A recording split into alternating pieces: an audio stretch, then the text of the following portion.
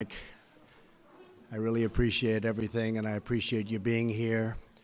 But I especially want to thank Secretary Elaine Chao, Leader Kevin McCarthy. Thank you, Kevin. Chairman Bill Schuster. Thank you very much, Bill. And all the members of Congress, we have many of them here today, for joining us as we prepare to enter a great new era in American aviation.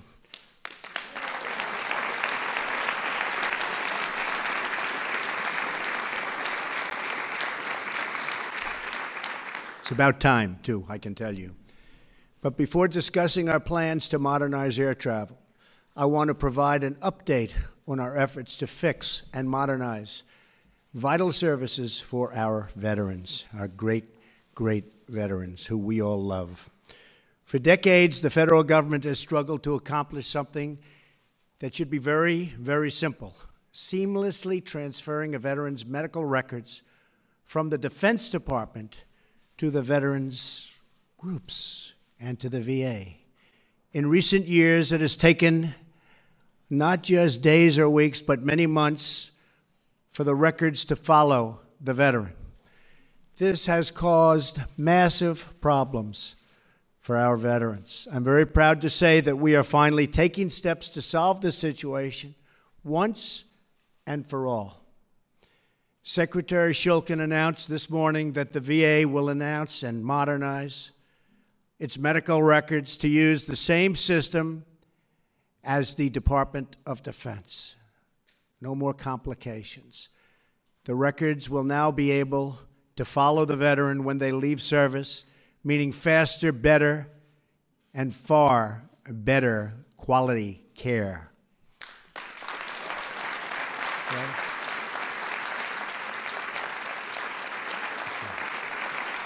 Thank you.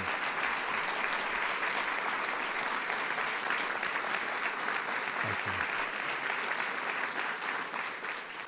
This is one of the biggest wins for our veterans in decades, and I congratulate Secretary Shulkin for making this very, very important decision. Thank you, Secretary. Appreciate it. I appreciate it. He's done a great job. Stand up, Secretary. Where's Secretary Shulkin? What a great job. Thank you. Of course, there is still much work to do, but for today's action, it shows the determined leadership and what it can accomplish. Great, great reform. So again, to David Shulkin, thank you. To all of our veterans who have served this nation, a very, very special thank you. This is truly wonderful, really monumental reform. So important for our veterans, but it's just the beginning. We're here today to discuss another issue that has gone unsolved for far too long. For too many years, our country has tolerated unacceptable delays at the airport, long wait times on the tarmac, and a slowing of commerce and travel that costs us billions and billions of dollars in lost hours and lost dollars themselves. Today, we're proposing to take American air travel into the future, finally, right? Finally. It's a long time.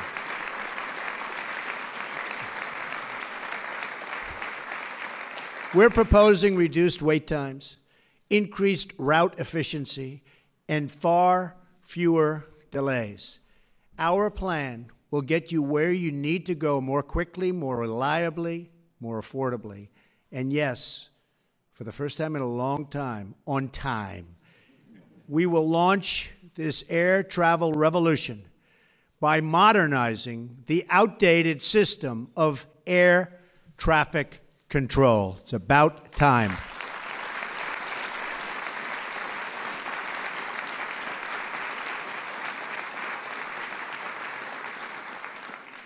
Since the early days of commercial air service, the federal government has owned and operated the United States air traffic control system. Yet, more than a half a century later, the government is still using much of the exact same outdated technology. At a time when every passenger has GPS technology in their pockets, our air traffic control system still runs on radar and ground-based radio systems that they don't even make anymore. They can't even fix anymore. And many controllers must use slips of paper to track our thousands and thousands of planes that are up in the air. Our air traffic control system was designed when roughly 100,000 people flew at our airports each year. We are now approaching nearly 1 billion passengers annually. The current system cannot keep up, hasn't been able to keep up for many years.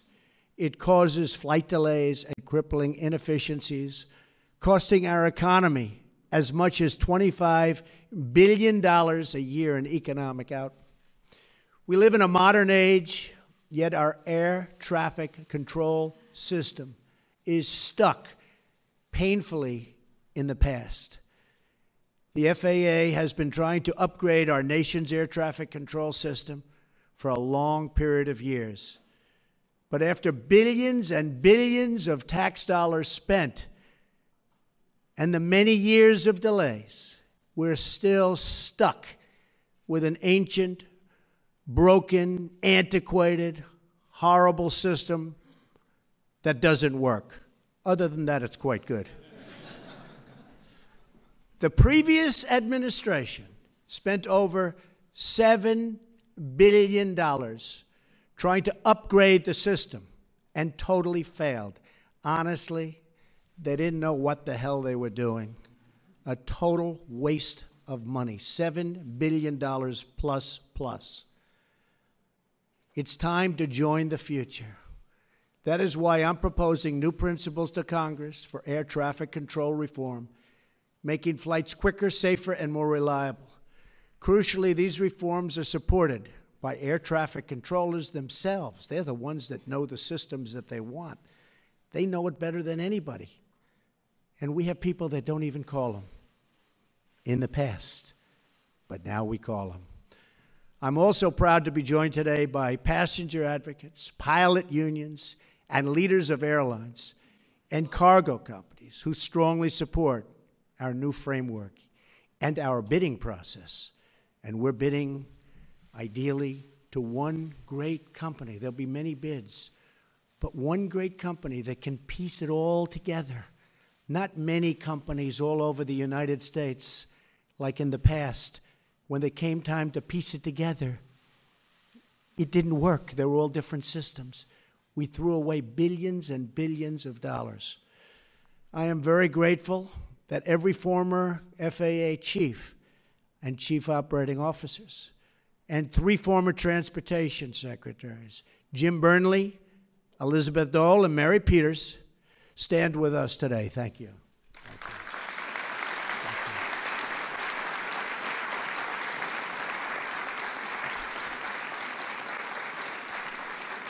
This is an incredible coalition for change all over the room. It's a coalition for change, the leaders of the industry. At its core, our new plan will dramatically improve America's air traffic control system by turning it over to a self-financing, nonprofit organization. This new entity will not need taxpayer money, which is very shocking when people hear that. They don't hear that too often. Under this new plan, the Federal Aviation Administration will focus firmly on what it does best, safety. A separate nonprofit entity would be charged with ensuring route efficiency, timely service, and a long-awaited reduction in delays. Our plan will also maintain support for rural communities and small airports, including airfields used by our Air National Guard units. Great people. And very importantly, air traffic controllers will and this will be highly valued. These are highly valued people. These are amazing people that know this system so well.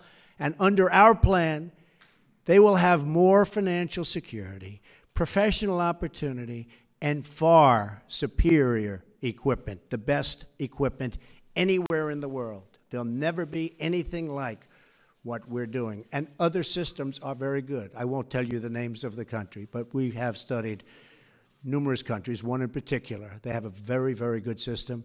Ours is going to top it by a lot. Our incredible air traffic controllers keep us safe every day, even though they are forced to use this badly outdated system. That is why we want to give them access to capital markets and investors so they can obtain the best, newest, and safest technology available. And by the way, the new technology, and I've seen it, is incredible. If we adopt these changes, Americans can look forward to cheaper, faster, and safer travel, a future where 20% of a ticket price doesn't go to the government, and where you don't have to sit on a tarmac or circle for hours and hours over an airport, which is very dangerous also before you land. Dozens of countries have already made similar changes with terrific results, and we're going to top them, actually, by a long shot. Canada, as an example, modernized their air traffic control through a non-government organization about 20 years ago, and they have cut costs significantly, adopted cutting-edge technology, and handled 50% more traffic, and actually far more than that on a relative basis compared to us. A modern air traffic control system will make life better for all Americans who travel, ship, or fly. It will reduce cost and increase convenience for every American consumer. And these new efficiencies will produce a huge economic boost for the country and for the 1 in 14 American jobs that aviation supports. Today, we are taking the first important step to clearing the runway for more jobs, lower prices, and much, much, much better transportation.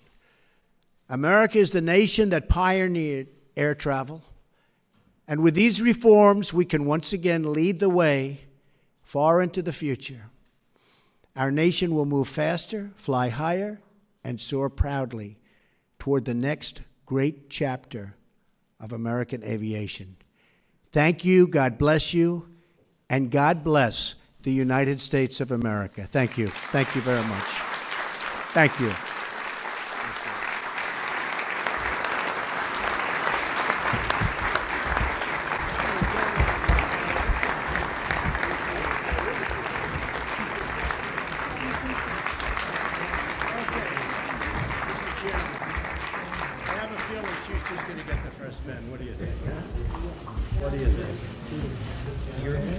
Your leadership on this is special.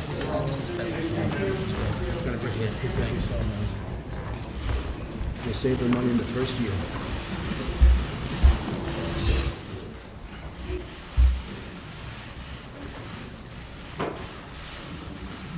Okay, is that all right? Yeah.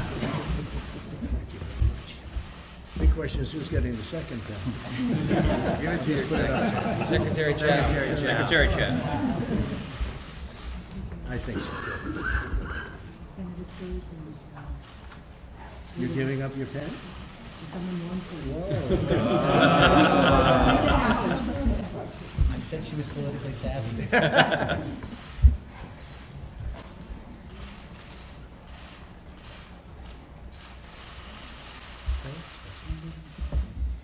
Where's our leader? Yeah, give me another pen, please. Just give me a pen. I gotta get Kevin a pen. Whatever the hell. Anybody have a pen? There you go.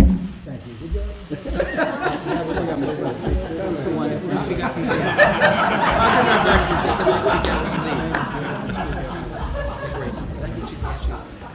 You visited these people.